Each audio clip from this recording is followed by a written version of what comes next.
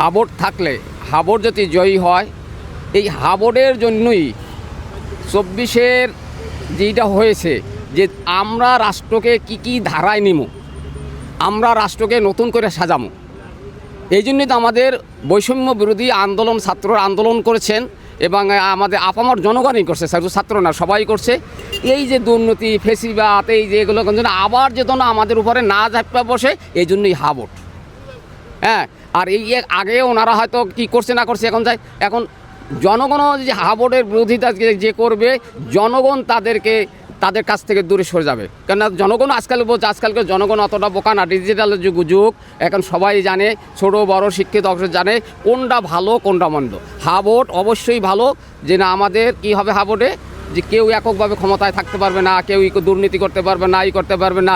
একমাত্র বিরোধিতা করে যারা এই যে চাঁদাবাজি করবে, যারা বিভিন্ন দুর্নীতি করবে, করবে, তারাই হাবড়ের বিরোধিতা করে।